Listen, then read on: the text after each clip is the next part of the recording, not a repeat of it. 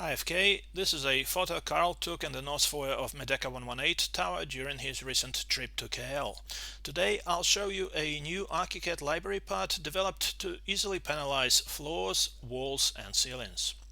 Technically speaking, it's not brand new, rather based on my old panel joints object, but thanks to Sally, who needed some adjustments to it for Flinders West BTR project, I had a chance to have a fresh look at this library part and take it to a next level.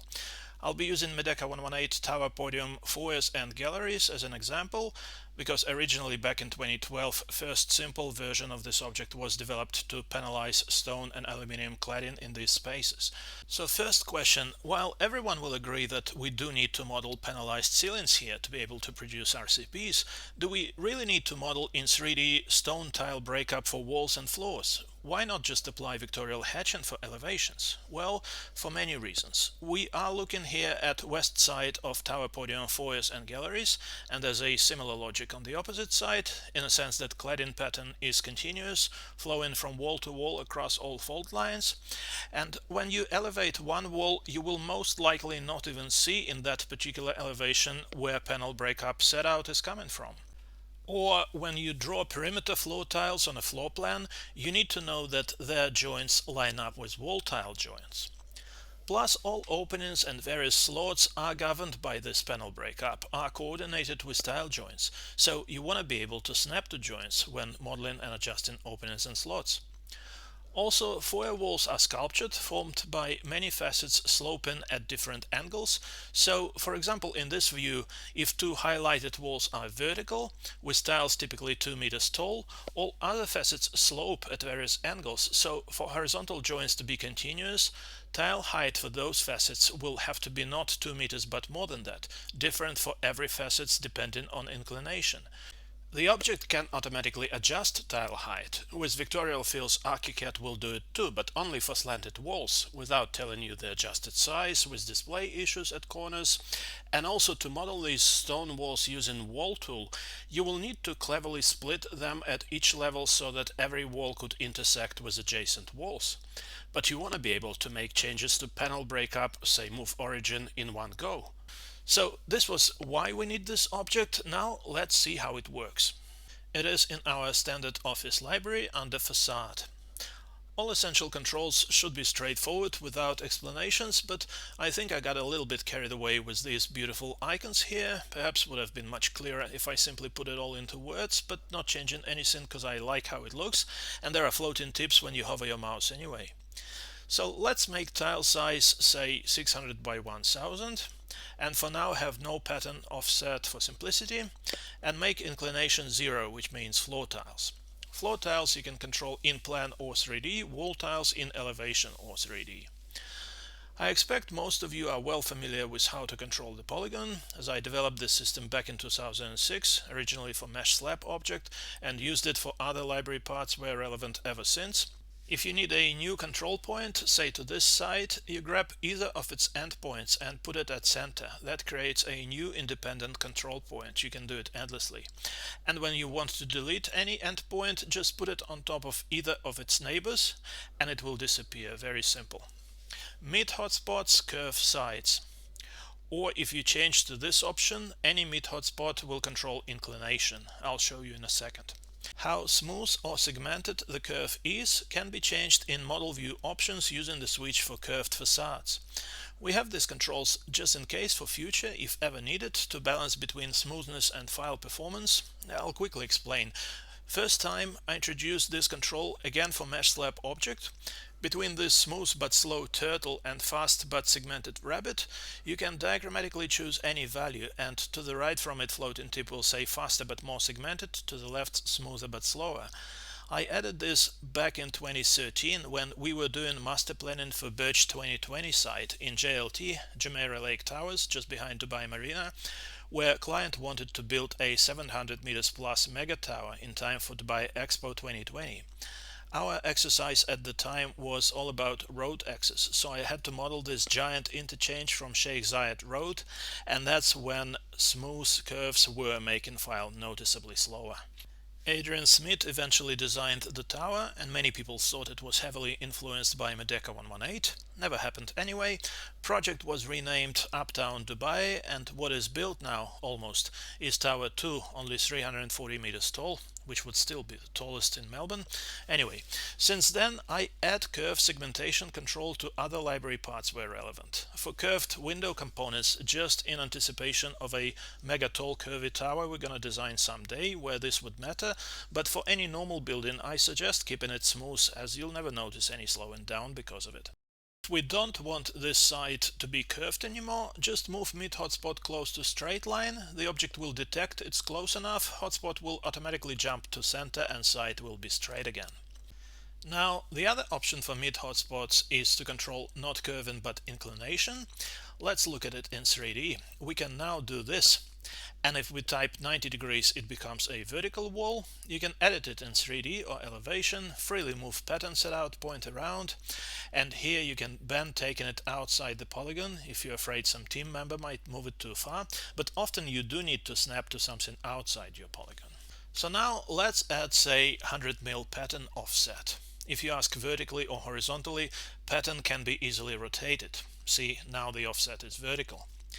By default it is a classic brick bond offset, but can be changed to staggered at each next row.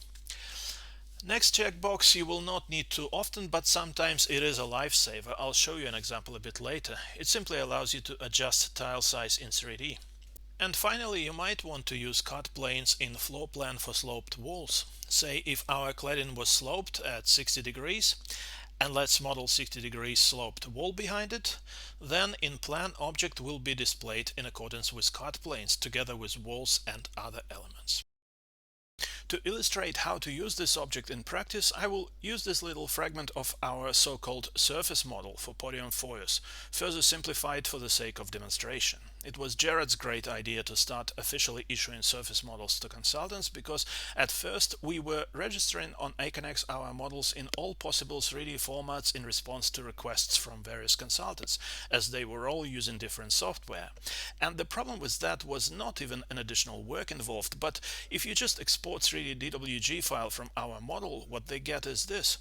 So in Tower Podium, when design process more or less finalized, we issued to everyone as a registered document on Aconex a very clear and simple IFC surface model for foyers and galleries. Zero thickness planes representing face of cladding, stone, aluminium, glass, walls, floors, ceiling, columns, balconies, only working points. So we need to model this, as I said, simplified. Vertical wall tiles are 2 meters tall by 1 meter wide. Brick bond offset 350, and let's make it vertical, 90 degrees. Very simple, just trace the outline, set out point simple gets resized in proportion to wall size. Horizontal joint should hit the corner of this opening. In reality it was the other way around, of course, opening shape driven by panel breakup. Let's panelize the other vertical wall now. Same story with tiles set out. This was straightforward. Now a bit trickier as our next wall slopes. We should orient cladding correctly in plan first, and now we can match inclination using one of mid hotspots. Then we match the shape and move set out point to snap to horizontal joint of adjacent cladding. But remember, as discussed earlier, this facet is at an angle, so for horizontal tile joints on it to line up with horizontal joints of vertical cladding on both sides, tiles need to be taller than at vertical walls.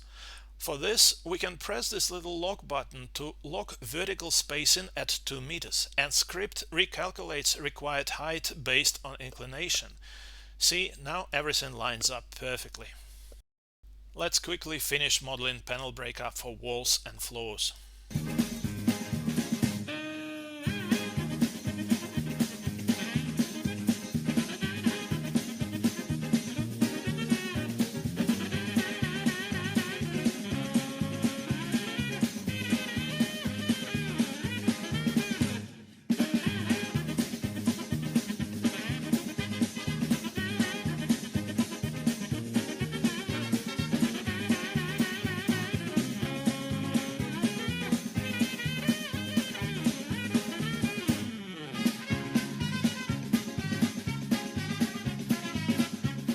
Now ceilings.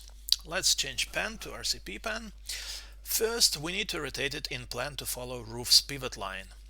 then match slope gradient using one of mid hotspots, and then adjust shape.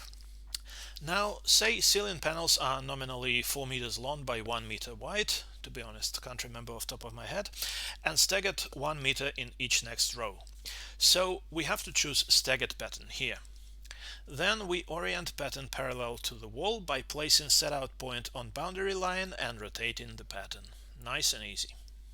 Now, say to work out panel breakup for the other half of the ceiling here, we just want to copy this object because it already has the pattern set up. This will be a bit trickier as we don't know where our cladding pivot line is anymore. In this case, similar to how in the old days, remember our objects revealed additional information at a secret scale of 1 to 105, was probably Craig's idea. If you rotate pattern 105 degrees, it will give you a 0 hotspot. And when you move mid hotspots to change inclination, rotation axis becomes visible, just to help you see what you're doing. Now you can start orienting cladding to roof's pivot line, like so. Next thing, match inclination, and then shape. Last thing, panel breakup. Cladding pattern here should be oriented parallel to this edge. Then snap setout point to one of adjacent cladding's joints. But for pattern to travel across the fault line, in this part of the ceiling, panels should obviously be narrower. And that's when you need to be able to adjust tile size in 3D. How else would you work out that panel width here needs to be 824 millimeters? We of course modeled everything roughly here, just for the sake of demonstration. Last thing to talk about, global control in model view options. For now, I placed it together with facade controls, though cladding will not necessarily be facade related. I might reshuffle things in future. First, let's show only cladding for simplicity. 3 options here. Option 1, which we were using during this presentation, pure geometry line work. Option 2, line work plus 0 thickness planes. To create KL Foyer's surface model back in the day, I had to spend probably full day manually tracing all surfaces, mostly with roof tool. If I had this option back then, it would have taken 1 mouse click. And option 3, 3D tiles with depths and joint widths you can change in settings.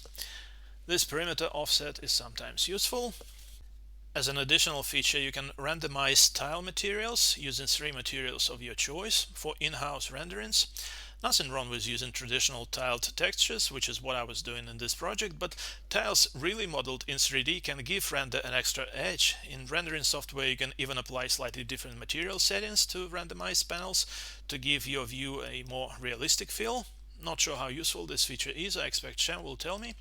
And by the way, you can use this object to model timber battens. If you just set tile thickness to batten's depth, joint width to gap between battens, and tile width to batten's spacing, and tile height to something bigger than wall height, then just move horizontal joint away, and there's your timber battens. Anyway, as I said, in KL project I was using a much simpler version of this object, so what I'm showing now hasn't been tested in real job yet.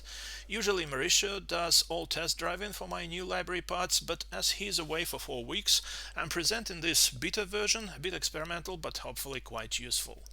And if you need something like this in your project and want to copy it into your library, please ask Edgar, myself, or more when he's back, because it also involves replacing a special library global object and loading additional graphics used in Object Settings user interface, but we are always here to help, except Mauricio.